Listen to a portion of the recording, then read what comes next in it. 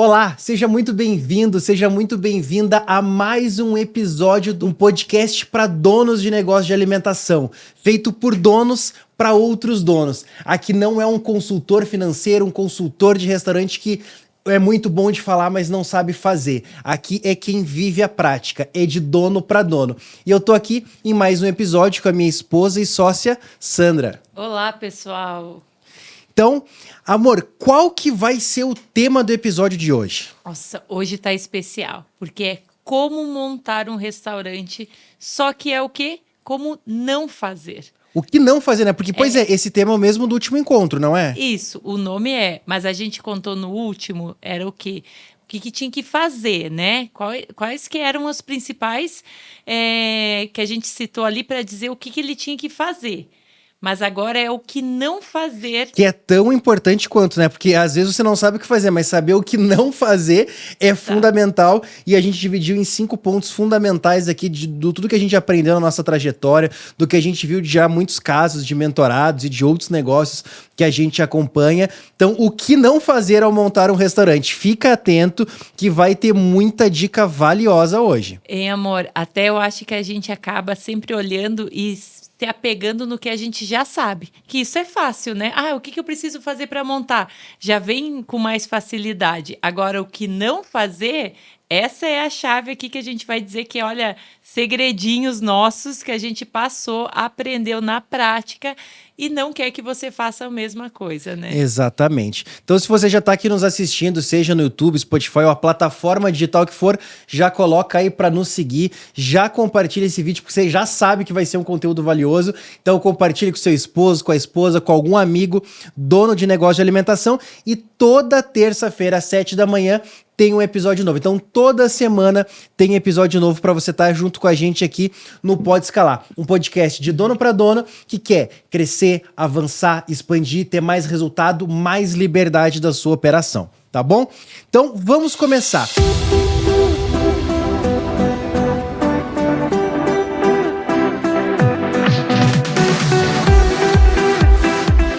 As 5 coisas que um dono de negócio de alimentação não deve fazer ao montar. A primeira delas, e talvez a mais importante, porque se errar nessa aqui, não tem o que tu faça que tenha volta. Se tu errar nesse primeiro ponto, como a gente falou no último episódio dos 3 pilares, que é muito importante, pode ter os 3 pilares que for, pode mandar bem na comida, no ambiente, no atendimento, não tem jeito. Não, mas então eu resolvo com a gestão. Não tem gestão que resolva. Resolve com a minha mentalidade, não resolve. Com marketing, olha, com muito marketing, talvez, mas ainda assim é muito improvável se você falhar no ponto 1, que é errar na escolha do ponto comercial. Isso aqui a gente fala em causa própria, porque hoje, no momento que a gente grava esse podcast, a gente tem 4 restaurantes. Mas um dos que a gente já teve, a gente fechou, né, amor? Exato. E na nossa visão, teve diversos fatores, teve erros nossos também, mas até pelo que aconteceu depois ficou muito claro que o ponto ali foi o erro na escolha do ponto comercial, porque esse restaurante, ele ficava num segundo andar de um shopping, tanto que logo depois que a gente fechou, o segundo andar inteiro do shopping foi desativado. Então, realmente, o ponto comercial não aconteceu, não vingou, não deu certo, e a gente, dentro daquele contexto, com uma boa gestão, dominando muito bem os 3 pilares de um restaurante, não teve o que fazer para ter volta, né? Exato. Tivemos que aprender na dor, né, amor? Eu digo que esse restaurante que a gente fechou foi algo que nos deu uma bagagem muito grande de aprendizado, mas que hoje a gente ensina as coisas que você não precisa pagar esse preço que a gente teve que pagar tão alto, né? Altíssimo, porque na época foi mais de R$1 milhão. Se converter para hoje é mais ainda. Então foi um preço bem alto a ser pago, não só financeiro, mas a gente aprendeu emocionalmente. Mas quando a gente tem uma dificuldade, o importante é isso, né? A gente tirar ensinamentos e aprendizados. Porque senão é só perder dinheiro mesmo. Então, dinheiro já perdeu, não tem jeito. Mas então que você tire ensinamentos para melhorar, para dali para frente, né? E aí, um conceito muito importante quando a gente fala dessa questão de aluguel, gente, presta muito atenção nisso, porque isso aqui que eu vou te falar é extremamente valioso e pode fazer uma grande diferença entre o seu sucesso e o seu fracasso antes de você montar a sua operação. Que é entender o seguinte conceito, o conceito do CTO. custo total de ocupação. O que é isso? É um termo muito usado no ramo de shoppings, por exemplo, né? Que quer dizer você somar aluguel, condomínio, se tiver, IPTU, no caso de um shopping, fundo de promoção. Então você soma esses custos. Então, por exemplo... o marketing também entra aí ou não? Não, fundo de marketing que é coisa de shopping, né? Ah, tá. Não, marketing não. Então são esses pontos que entram aí no caso do CTO. E aí o que acontece? Você tem que fazer um cálculo.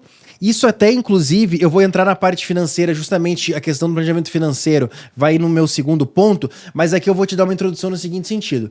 Você tem que ter uma mínima noção de quanto que você projeta faturar. Então, pra gente fazer uma conta fácil, imagina que você vai faturar 100 mil reais no mês.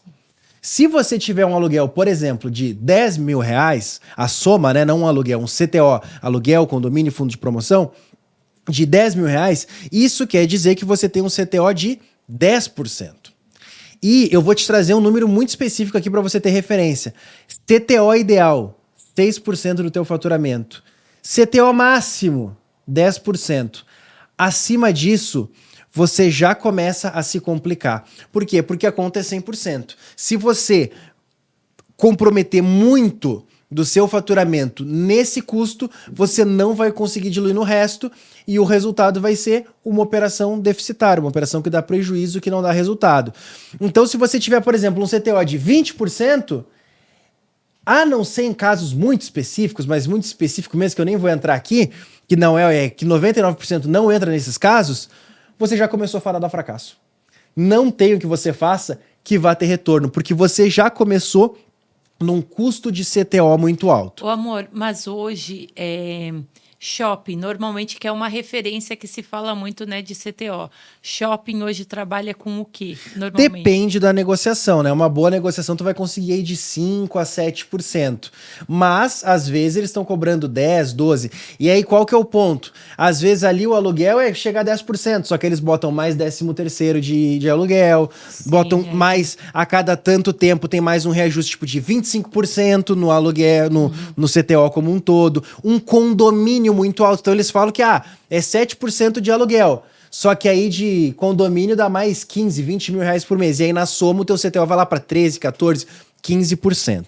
Então esse é um cuidado muito grande. E aquela frase que todo mundo fala, mas o meu aluguel é muito caro, porque eu acabo olhando os vizinhos, né? E ainda mais quando a gente tá, às vezes, em ambientes, hoje é muito comum, né? A gente tá em praças, em shoppings, em malls, né? Que tem outros restaurantes, e aí a gente começa, entre donos, a falar, não, mas é muito caro o aluguel, mas aqui não tá muito bom, não sei. E aí que não... fala isso por quê? Porque não conhece esse número, não sabe fazer esse cálculo. Exatamente, porque eu digo o seguinte, gente, não tem aluguel caro ou aluguel barato, tem aluguel percentual. Por mais que você não pague o aluguel de forma percentual, porque hoje em dia existe basicamente duas formas de se cobrar um aluguel. O seu locador vai cobrar de você, que é o locatário. Ou ele vai cobrar um valor fixo, teu aluguel é 15 mil reais. E pronto, independente do teu faturamento.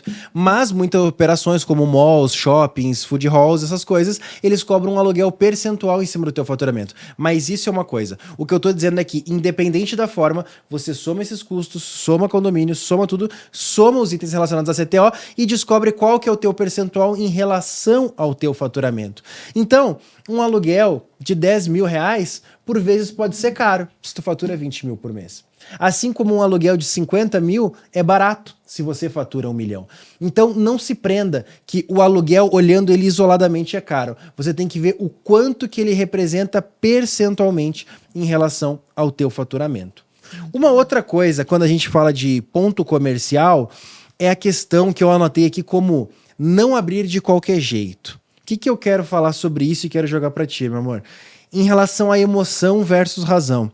Muitas vezes a pessoa tá com tanta ânsia de montar uma nova operação, tá com tanta vontade, tá tanto querendo, ou surgiu um dinheiro, viu uma situação e resolve montar, mas de qualquer jeito. Não faz análise, não pensa, vai só na emoção, não faz uma análise fria, né? Ou também eu vejo que às vezes vai muito naquela questão, né?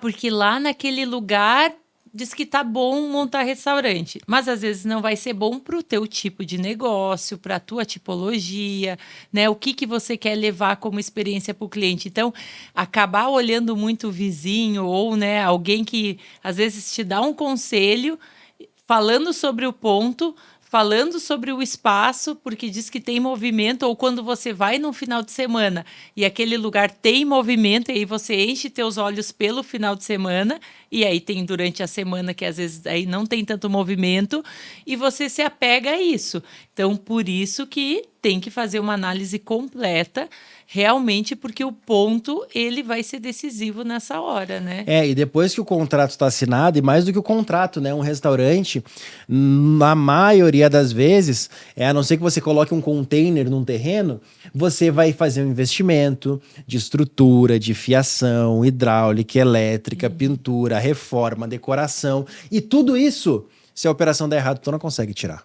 Você consegue tirar móvel, consegue tirar equipamento, mas muita coisa estrutural você não consegue tirar. E mesmo que tire, às vezes não adapta em um ou outro local. Exatamente. Até móveis e equipamentos, enfim, depois que tu tirou da loja do comprar, ele já, né, perdeu a palavrinha novo. E aí já começa a desvalorizar muito, então... E dentro disso que tu falou, da questão ali do final de semana, eu vou lá, é muito bom. A gente fez esse caso muito, a gente morou muitos anos em Balneário Camboriú, Santa Catarina, e lá é muito forte a temporada de verão, né? Então, quantos e quantos restaurantes a gente já viu abrir e em menos de um ano fecha? Por quê? Porque aquele dono foi lá no verão, achou que aquilo lá era a realidade do ano inteiro, que era maravilhoso, ou ia só nos finais de semana, nossa, a cidade é maravilhosa, todo mundo que tá aqui ganha muito dinheiro, os restaurantes estão sempre cheios, só que tem a segunda-feira, a terça, a quarta, a quinta...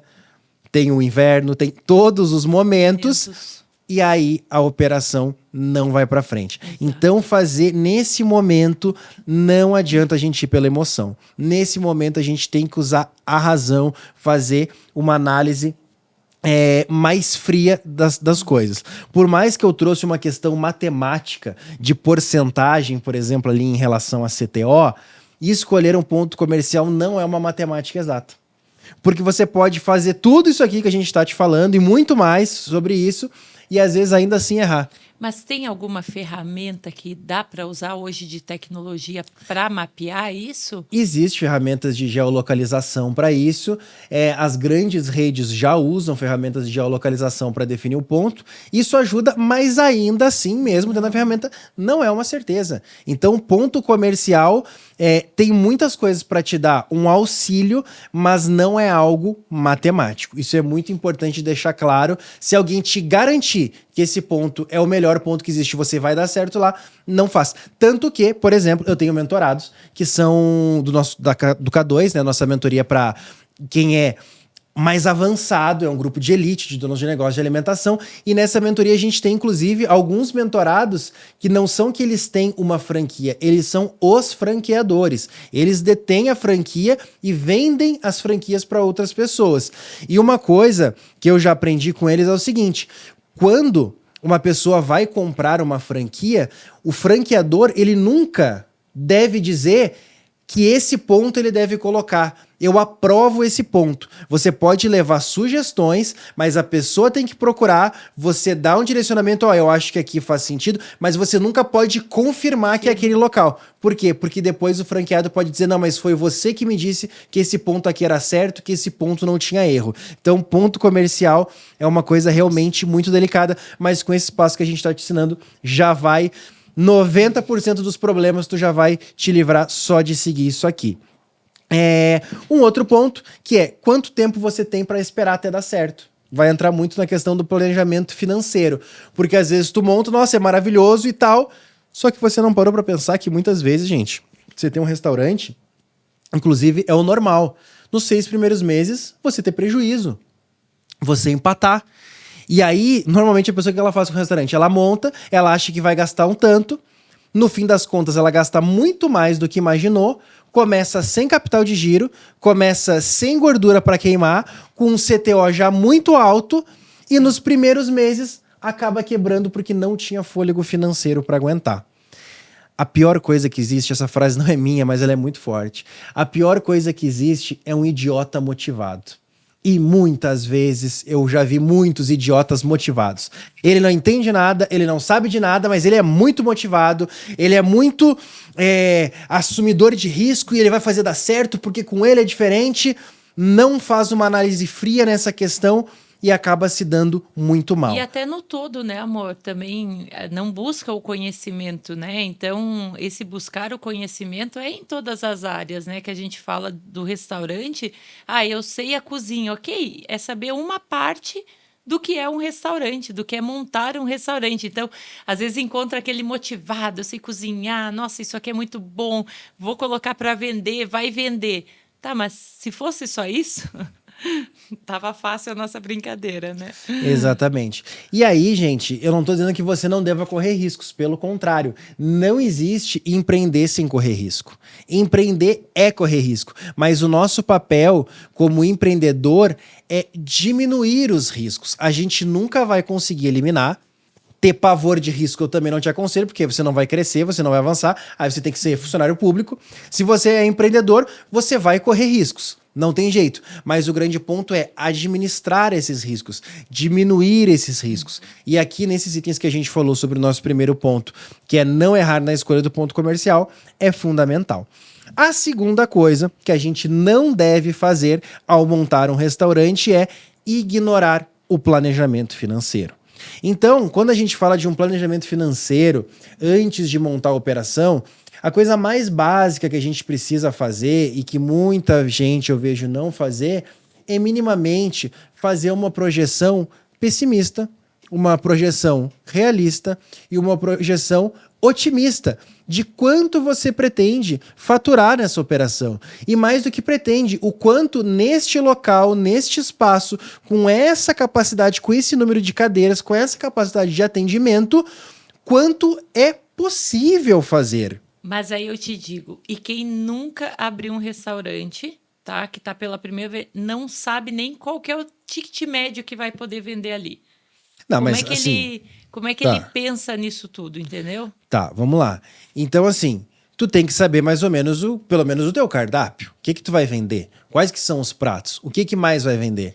Aí, nesse caso, já tem que fazer o cardápio e a precificação. Já tem que ter Pra uma ter base essa mínima, noção. né? Então você sabe que, normalmente no meu restaurante, sei lá, uma hamburgueria, as pessoas, pelo menos um hambúrguer e uma bebida, elas vão comer. Algumas vão comer batata, outras não. Outras vão pedir sobremesa, outras não. Mas em média, o meu hambúrguer, sei lá, custa R$30, mais uma bebida e tal. No mínimo, a pessoa vai consumir uns R$40 na minha operação. Como ticket médio, talvez na prática seja um pouquinho mais, porque tem as que consomem sobremesa, tem que consomem 2 chopps, mas vamos botar pelo menos aí R$40. Opa, então agora eu já tenho um número. Então o meu ticket médio, eu já vou começar me baseando que o meu ticket médio é R$40. Muito bem. Para eu atingir, digamos que eu botei que o meu faturamento, eu imagino, né, digamos na projeção pessimista, faturar 100 mil, na realista 120, na otimista 150. Pois bem, para eu faturar os 100 mil, quantos clientes eu preciso atender a R$40? Eu vou chegar num número de clientes. Sei lá, não tô com o cálculo matemático. Eu tenho que atender, então, 5 mil clientes. Muito bem. Qual que é o próximo passo agora? 5 mil clientes a R$40. Legal. 5 mil clientes dividido por 30 dias. Isso se eu abrir todos os dias. Se eu fechar um dia por semana, já são 26. Então, eu já fecho um dia por semana, 26. Em 26 dias... Quantos clientes eu preciso atender? Sei lá, deu que eu preciso atender 100 clientes por dia. Beleza. Aí tu vai ver que a capacidade do teu restaurante é para 20 lugares. Então, para atender 100 por dia, tu tem que fazer 5 giros do salão. E tu só abre à noite. Vai girar 5 vezes teu salão? Para quem não sabe o que é girar o salão. Por exemplo, você tem a capacidade de 20 pessoas de atendimento. Só que aquela pessoa não entra no começo e fica até o final. Muitas vezes, dependendo da operação, o salão gira 2 vezes e meia. Pouquíssimas operações conseguem fazer o salão girar 3 vezes num turno de trabalho. Ou seja, 3 clientes, 3 mesas sentaram naquela mesma mesa, naquele mesmo local.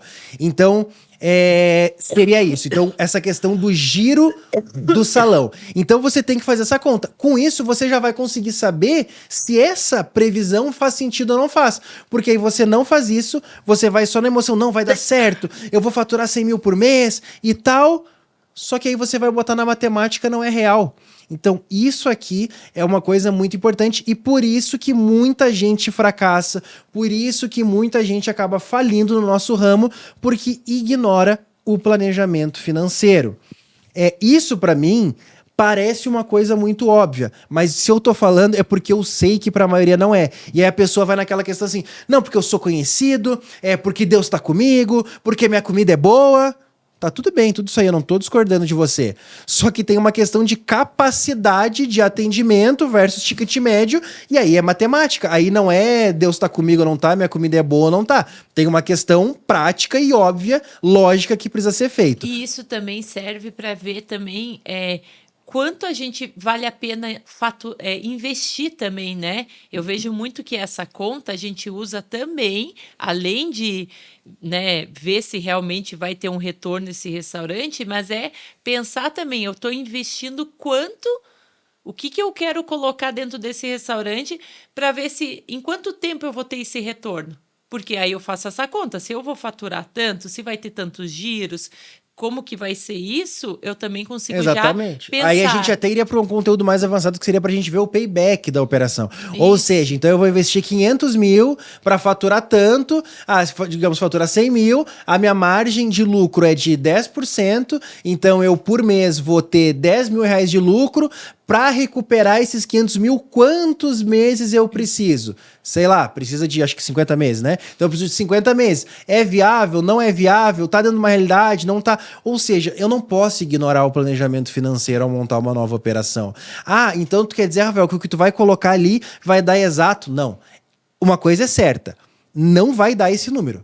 Porque é muito improvável que tu acerte o número na mosca. Mas se tu faz uma pessimista, uma realista, uma otimista, tu tem mais ou menos uma noção e um direcionamento. E fazendo isso a primeira vez, tu vai olhar e falar, opa, então eu não posso investir esse tanto. Tem que ser já uma operação mais enxuta. Não, então eu tenho que ter um lugar com mais capacidade, porque senão não vai dar. Não, eu preciso então aumentar o meu ticket médio. Então eu preciso botar os produtos. E aí tu começa a pensar, organizar, redesenha, faz de novo. E aí tu vai avançando. Essa provisão, para mim, ela serve também para quando abriu a loja, começou a operar. Passou um mês, dois, três, né? Passou ali 4, 5 meses. Vamos ver se está dentro do que eu planejei. Também revisitar esses números depois que a operação, porque senão tu começa a ter atitudes que não precisariam por não saber ali se adaptando durante os números. Não, tudo bem, isso é bom, ok. Só que o nosso ponto aqui é para quem ainda vai abrir uma operação ou vai montar uma segunda unidade, uma outra marca. Se isso aqui tu não fizer antes, não tem depois. Não tem depois, né? Então não tem depois. Se tu não fizer coisas que sejam lógicas matematicamente, nesse caso aqui, não tem depois. Exato. Nosso terceiro ponto, e eu queria que a Sandra falasse bastante sobre isso, que é criar um cardápio muito grande. Então, esse é um dos principais erros de um dono de negócio de alimentação que está montando uma nova operação, é criar um cardápio muito grande. É aquele cardápio que parece uma bíblia, de tanta coisa que tem. O que tu tem para falar sobre cardápio muito grande? Tu acha realmente que isso é um grande erro? É um grande erro. E outra que isso vem carregado com o teu emocional junto, né? Porque o que acontece? Você quer agradar todo mundo. Então, tu começa a montar um cardápio, tu começa a pensar, porque tem que ter carne, tem que ter peixe, tem que ter frutos do mar, eu tenho que ter a sobremesa com chocolate branco, com chocolate preto, eu tenho que Vegetariano, tem que ter entrada. vegano. Exatamente, eu tenho que ter vegetariano, vegano, eu vou atender a criança, o adulto, o idoso. Enfim, é querer agradar todo mundo. E nesse agradar todo mundo, eu não consigo criar um nicho específico e dizer, não... Qual que é a ideia? É pensarem no meu restaurante e dizer, hoje eu estou com vontade de comer massa.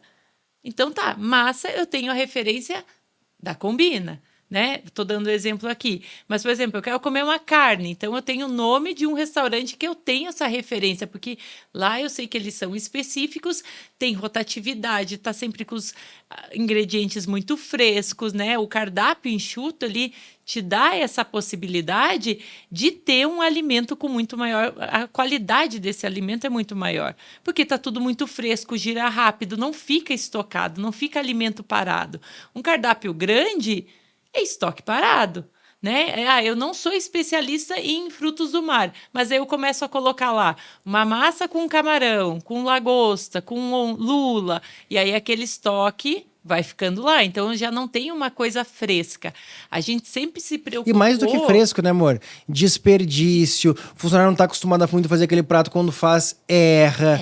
Às vezes tu precisa de mais funcionário para fazer todas essas produções. Mais equipamento para investir, para Isso. armazenar, para tudo. Então, esse cardápio começa com um cardápio mais enxuto e tendo ali 3 ou 4, né, pratos que vão ser o sucesso da tua casa. Que tu sabe que aquilo ali vai vender muito e vai se tornar referência por isso. E isso não só restaurante, isso serve para todas, né? Cafeteria, confeitaria, para todos, né? Isso. E aí, continuando aqui, uma coisa assim, existe restaurantes que tem um cardápio gigante e dá certo? Existe, mas é exceção, não é a regra. A regra, pensa assim, nos melhores restaurantes que vem à tua cabeça. Pensa naqueles restaurantes que são os restaurantes que nem a Sandra trabalhou no restaurante 3 estrelas do Guia Michelin na França. Pensa nos restaurantes premiados. É um restaurante que faz de tudo? Não. É um restaurante que tem uma culinária específica. Então, existem exceções? Existe. Por exemplo, numa cidade muito pequena, a gente tem um mentorado, né? Que ele tem um restaurante numa cidade com 4.000 habitantes. Realmente é muito pouco. Só tem ele mais 2 restaurantes na cidade. Então, talvez, e ele não tem, talvez para ele faria sentido ter um cardápio mais amplo. Porque é uma cidade muito pequena e ele é meio que a única opção. Às vezes na beira da estrada, né? A gente às vezes viaja muito pegando estrada. Na beira da estrada tu pega ali uma operação, são vários tipos de comida. Mas são coisas específicas e não é a maioria das pessoas que eu acredito que estão nos assistindo e nos ouvindo por aqui. Então, ser específico é muito importante para você ser uma referência, quanto para alguns dos pontos operacionais que a gente trouxe aqui, né? Como que a gente falou ali, de desperdício, produção e tudo mais. E pensando em expansão, é muito mais fácil tu expandir, né, com um cardápio mais enxuto, né? É muito melhor tu fazer essa expansão dessa forma do que cardápios muito extensos, com complexos na operação, né? Sim. Então, na expansão também a gente sempre pensa. E tá uma tendência. Eu acho que hoje a gente que viajou já, né, foi para Chicago na feira. Viu que é uma tendência. O cardápio mais enxuto, ele é uma tendência. Então, a gente não pode também ignorar isso. O cliente, ele quer isso, né? Tem uma base para ser enxuto. O cliente também quer essa qualidade, esse frescor. Aí que tá o ponto. Na verdade, eu vou discordar um pouquinho, porque o cliente, ele quer opções. Se tu der 1.000 opções para ele, o cliente quer, porque ele pode escolher o que ele quer. Mas ele pensa que ele quer. Na verdade, na prática, ele não quer. Ele vai no que tem o melhor carbonara, Exatamente. no que tem o melhor hambúrguer, no que tem o melhor mignon, no que tem a melhor costela. Sem falar que eles não trocam o prato, né? Exato. E aí eu quero entrar num ponto que tu ventilou ali antes, que é a questão do prato carro-chefe. Então, o que a gente aconselha? Que você tenha 2, 3 ou 4 pratos que a Sandra falou, que são aqueles pratos que são carro-chefe da tua casa, que a pessoa ela nem diz assim, ó, eu vou lá no restaurante tal, eu vou lá comer o parmegiana. Eu vou lá te levar num restaurante, meu amigo, minha amiga, que tem o melhor carbonara que você já comeu. Eu vou te levar lá num restaurante que tem um sushi que é maravilhoso, um específico, né? Que ele tem um pastel de carne seca com catupiry que é incrível. Então, ter esses produtos que são os produtos carro-chefe, que se a pessoa pedir, ela vai se apaixonar, ela vai gostar, ela vai indicar a tua operação. Então é melhor você ter menos pratos, mas que todos sejam maravilhosos, do que ter um monte de pratos que são ok. Só que aí esse prato ok, a pessoa vai lá, come. É só ok. E talvez foi a primeira vez que ela foi na tua operação e ela comeu esse prato ok. Ela não vai voltar, não vai recomendar e não vai se tornar uma cliente fiel tua. Agora, se ela tinha menos opções, mas o que ela comeu é incrível, ela vai de novo, ela vai falar e vai continuar. Concorda? Isso aí, muito. Então, maravilha. Então, a gente vai agora para o nosso quarto ponto. O quarto ponto, que ninguém fala sobre isso. Mas é uma coisa muito... A Sandra tem muito essa visão, né, amor? Que eu queria que tu falasse, que é investir em equipamentos desnecessários para a primeira fase. Nossa, eu aprendi na dor também, né? Então, assim, eu acho que tem que pensar muito, porque o que, que a gente faz? A gente sonha, né? E aí o nosso sonho, a gente começa e vai conversando, né? Claro, com os vendedores e fazendo o projeto e colocando no papel e aquilo ali vai ficando tudo muito lindo. Só que na hora do financeiro entrar, de aprovar tudo aquilo, começa a vir, opa, isso aqui está saindo do meu orçamento. E aí, o que tu planejou, que era X, vai dar X, X e Yzinho no final, né? Então, vai aumentando muito, se você não cuidar e vigiar esses números. Por isso que eu falo, precisa iniciar com tudo? Não, mas uma dica eu dou: deixe estrutura para tudo que você deseje. O que, que é estrutura? Então, por exemplo, eu peguei um restaurante, ou eu vou iniciar do zero, ou eu vou fazer uma reforma. Dentro dessa estrutura, pensa em vai ter que ter ponto de esgoto para isso, vai ter que ter água, a tomada X para determinado equipamento. Então, por exemplo, eu quero colocar uma máquina de lavar louça.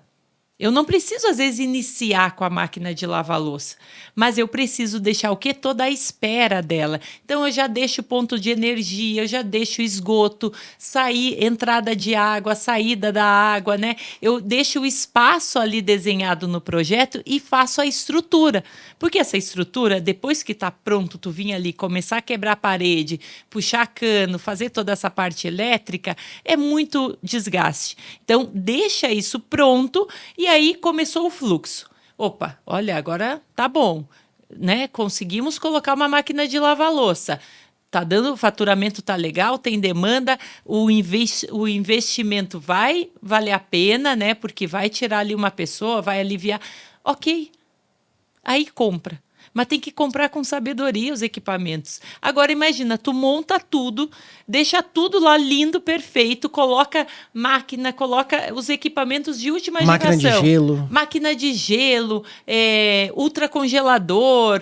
Meu, coloca um monte de equipamento aí que Se você tem dinheiro para torrar, torra, não tem problema. Mas não é bem assim. Então, faz o quê?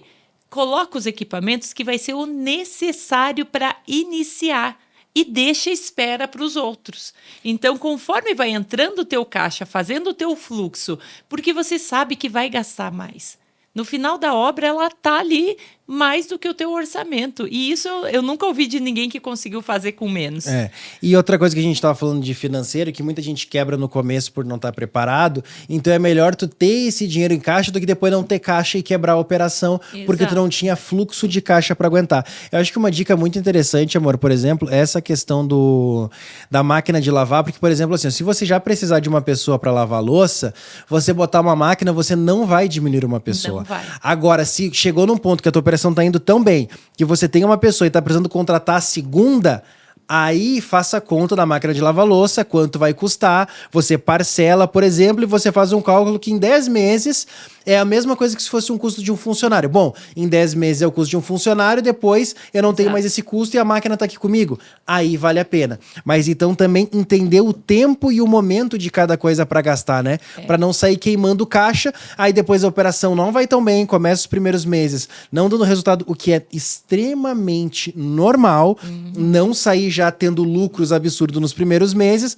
só que aí você não se organizou, não se planejou, a operação ela ia dar certo, ela ia ser sucesso, você ia ter muito resultado, mas por você não ter fluxo de caixa, não ter feito um planejamento financeiro e ter ignorado o planejamento financeiro, que foi o nosso ponto número 2, você quebra antes do negócio maturar e começar a dar resultado. E amor, eu lembrei agora de uma coisa que acontece muito com quem às vezes já tem uma operação, tá? Começou lá, foi dando sucesso, aí monta a segunda.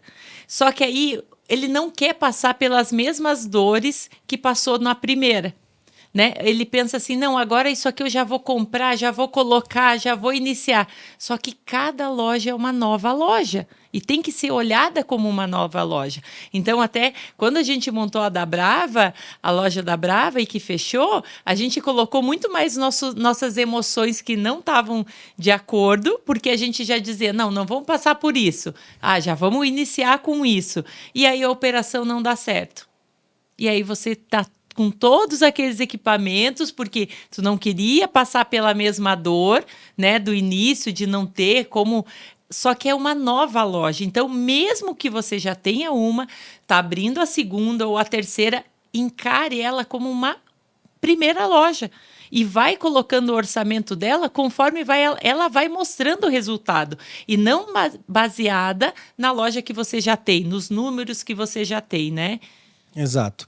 Essa é uma forma mais consciente. Como eu falei antes, a gente não vai conseguir eliminar risco, mas a gente pode minimizar. Se você de fato tem dinheiro sobrando, entrou um investidor, é uma situação muito diferente, faça de outra forma. Mas a gente está falando para a maioria. A grande realidade é essa. Então, essa forma a gente acredita que é mais saudável e você consegue minimizar os riscos que podem acontecer ali na frente. Gente, agora eu queria te fazer um convite para, nos dias 5 e 6 de novembro, passar 2 dias comigo e com a Sandra aqui em Alphaville, São Paulo, para Imersão Secreta. É um evento presencial onde a gente ensina muito do que a gente passou, do que a gente viveu, do que a gente vive hoje, porque a gente é dono, igual você, para você fazer uma boa gestão no teu negócio de alimentação. Então lá a gente vai aprofundar sobre os 3 pilares de um negócio de alimentação, sobre gestão financeira, gestão de pessoas, gestão de processos, cultura, parte de mentalidade, marketing. São 2 dias transformadores que já mudou a realidade de muitas pessoas e pode mudar a tua também. Então eu não sei de onde é que você é, de que cidade você é, de que estado, mas uma coisa eu sei, que dificilmente eu vou ir na tua cidade. Então, venha você para cá. É muito provável, o Brasil é muito grande, são mais de 5.000 cidades, são muitos estados, e as nossas imersões são atualmente em Balneário Camboriú e Alphaville. Talvez no futuro seja só Alphaville. Então, não fica com essa desculpinha que eu vou esperar ele vir aqui pertinho. Se tu quer comodidade, se tu quer zona de conforto, isso aí já me mostra muito sobre você. O resultado você tem que buscar, você tem que ir atrás. Então pegue um ônibus, carro, moto, bicicleta, avião, não sei o que você vai pegar, mas pegue e venha para ter essa experiência, para mudar a tua mentalidade e a gestão do teu negócio nos dias 5 e 6 de novembro em Alphaville. Para saber mais informações, vai na bio lá do meu Instagram, @RafaelScalco1, que vai ter o link lá para você ter todas as informações e já garantir a tua vaga para a gente estar junto aqui em Alphaville nos dias 5 e 6 de novembro de 2024. E o nosso quinto e último ponto é o seguinte: do que não fazer ao montar um restaurante, que é ignorar o feedback dos clientes. Cuidado com a arrogância. Ainda mais se você for do ramo da gastronomia, né? O que tu tem a dizer sobre isso? Muita coisa. Então começa. Ai, gente, vamos lá. Assim, ó. Não dá pra gente ignorar o que o cliente fala só porque a gente acha que já é bom. Né? Então, eu cozinho muito bem, ou eu sei fazer a gestão, ou eu já tenho outros negócios, é só montar mais um negócio, né? E olhar com esse olhar. Então, assim, ó. O cliente é que vai dizer se você está indo no caminho certo ou não, né? Muitas das vezes é ele que vai te direcionar se está no caminho certo ou não. Então, assim, será que a tua comida é boa? Só vai saber se ela está agradando mesmo os clientes se você escutar eles. Só vai saber se o teu ambiente está de acordo se você escutar eles. Então, assim, tem que ter esse canal, essa proximidade de entender que o que eles estão falando, olhar, né? Onde é que está o fundinho de verdade aqui? O que eu posso pegar e aprender com esse feedback? O que isso aqui vai me trazer de ensinamento e que faz sentido para a realidade que eu estou vivendo hoje? Que nem quando a gente montou lá a operação no passeio, né? Que não saiu da Kombi, mas levou a Kombi para um ambiente, para um espaço físico, a gente não tinha condições de colocar o talher, como a gente já contou uma vez, né? A gente começou com descartáveis. Mas, se a gente não fosse rápido em ouvir e ver que aquilo ali não estava agradando, a gente poderia ter já fechado a operação. Pouquíssimos meses já... Opa, isso aí não vai dar certo. Então, tem que saber escutar eles o tempo inteiro. E até hoje... A gente não para de ouvir o feedback do cliente. Exato, hoje não mais presencialmente, mas com diversas ferramentas e formas de fazer essa análise e tá sempre escutando e sempre atento ao que o cliente está dizendo. Mas, por um outro lado, escutar demais também pode ser um problema. Sim. Escutar demais pode ser um problema em duas situações. Se você não tem domínio da gestão do teu negócio, ou se você for muito inseguro e tudo que o cliente fala você fica preocupado e eu tenho que mudar e eu tenho que fazer e aí eu não entendo da gestão, eu não domino e eu acato todas as opiniões e aí vira aquele cardápio, como a gente falou antes, que vira uma bíblia, tem um monte de opção, tem de tudo, tu começa a botar muitos produtos, a gente tá não falando na parte do cardápio, aí tu tem tanto produto que tem produtos que travam a tua cozinha, que travam a tua operação, às vezes nem são os que mais vendem, mas quando ele sai, ele trava toda a operação e aí todos os outros pratos atrasam por causa daquele produto mal pensado no cardápio. Então, essa inteligência de cardápio é muito fundamental. Só que quando tu não entende isso, quando tu não domina, quando tu tá inseguro, tu escuta demais. E aí eu quero te dizer uma coisa. Você precisa ser um filtro ao ouvir os seus clientes. Você não pode ser uma esponja nem uma parede. Por que uma esponja uma parede? Porque a esponja, ela absorve tudo. E a parede, ela bloqueia tudo e não deixa passar nada. Então você precisa ser um filtro, que você filtra o que é bom e o que é ruim. Não absorve tudo, nem bloqueia. Olha, essa filtra. É nova, hein? Nem eu tinha escutado isso ainda. Essa surgiu agora, então eu vou repetir. Você precisa ser um filtro, não uma esponja nem uma parede. A esponja absorve tudo, a parede bloqueia tudo. Então você precisa ser um filtro, filtrar o que é bom e filtrar o que é ruim. Não dá pra fechar os olhos, se cegar pra opinião do cliente, não, eu sou bom, aí é arrogância, só eu sei, não me importa que se dane a opinião do cliente, como também não dá pra ser uma esponja e absorver tudo e ouvir tudo e colocar tudo em prática. Faz sentido isso? Muito. Ainda mais essa parte da esponja, gente.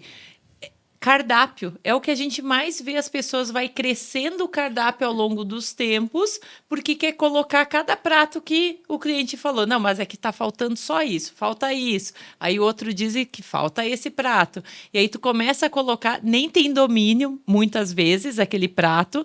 E aí a tua cozinha tá lá com tempo de espera muito alto. Se tem o delivery junto, não consegue atender o delivery de uma forma eficiente, por quê? Tá com excesso de pratos e que não olha a tabela lá se tá de fato vendendo ou não esses pratos. E às vezes nem só em cardápio, em opiniões, em coisas que tu aumenta o custo de forma desnecessária, coisas que tu precisa botar mais gente, que tu precisa... Enfim...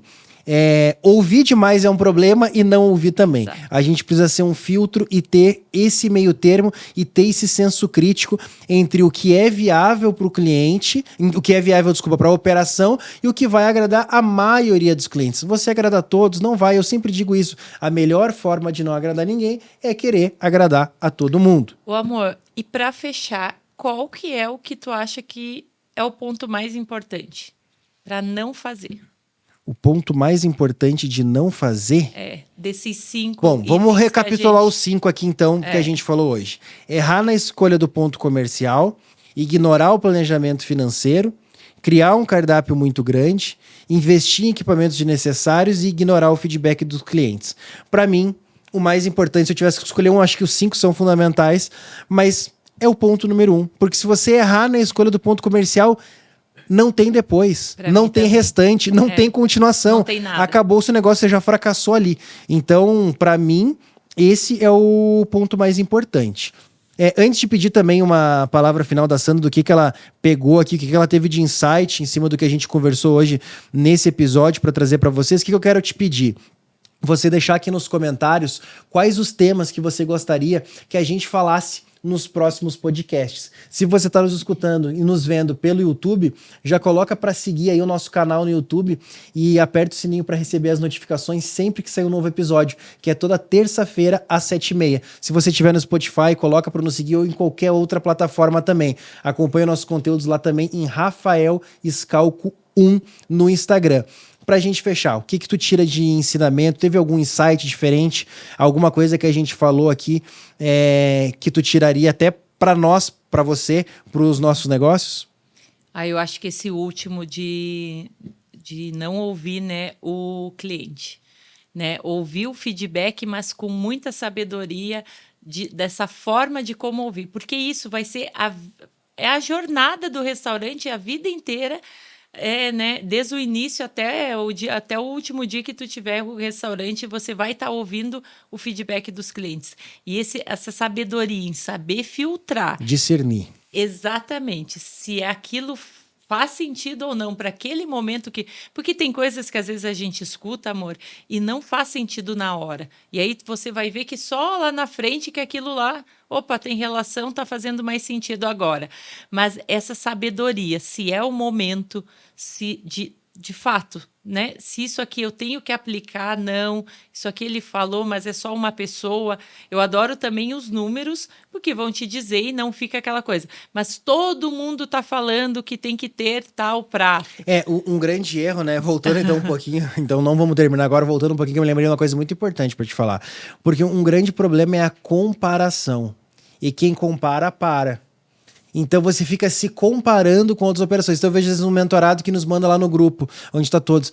É onde que tal fez as embalagens. Só que o tal que fez as embalagens fatura 500 mil por mês, e aquele que tá perguntando fatura 50.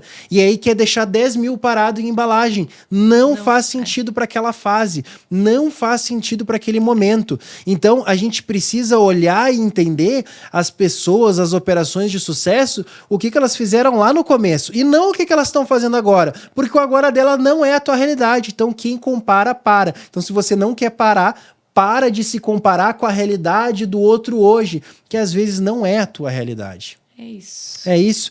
Então, muito obrigado por ter assistido até aqui, ter escutado até aqui o nosso segundo episódio do Pode Escalar, e eu te aguardo para o nosso terceiro episódio na próxima terça-feira, 7h30 da manhã.